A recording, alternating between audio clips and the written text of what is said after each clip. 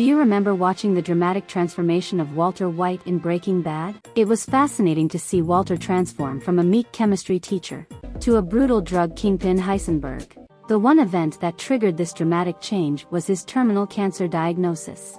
The thought that he had not much time to live unleashed a persona that was totally opposite of who he was.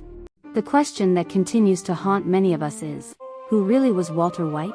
Anita Moorjani in her book Dying to Be Me recounts how she suppressed her authenticity to meet the expectations of people in her life. It took her near-death experience to realize the lie she was living. Many of us live like that, always suppressing who we are to please others, saying yes when we mean no, going along to get along, doing things to win approval and not be rejected. We develop a false self very early in life. In order to be accepted by our parents, family, and society, we trade our authenticity for acceptance. Psychoanalyst Donald Winnicott summarized that when our parents fail to attune to our needs and mirror positive unconditional acceptance, we develop a false self, a defensive facade based on compliance with our parents' wishes and expectations. Over time we forget who we truly are. We annihilate our needs, feelings, and dreams to become someone else. But this incongruence between our true nature and our projected image leads us to feel dead and empty inside. Eventually, maintaining this contradiction between who we really are and who we are pretending to be takes a toll on our minds and bodies. We fall ill or develop mental health issues. Not surprisingly, Walter got cancer. However, the fear of never fulfilling his potential makes him throw caution to the winds, and he becomes recklessly driven by his repressed narcissistic tendencies, unleashing destruction and mayhem.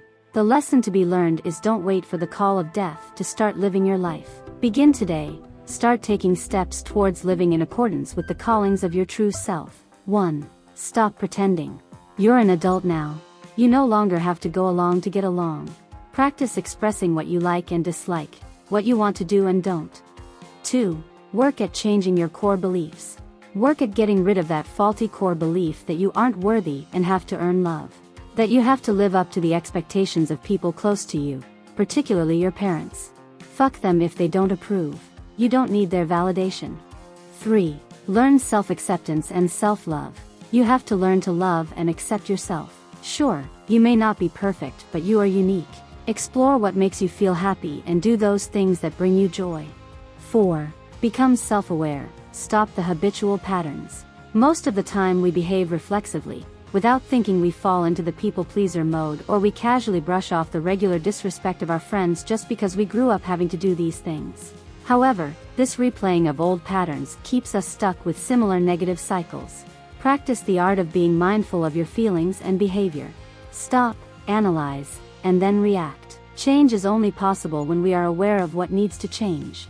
5. Do the things you always wanted to do.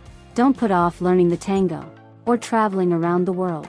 When we listen to our hearts and follow our deepest desires, our true selves can blossom. After years of repressing our true nature, becoming our true selves is not easy.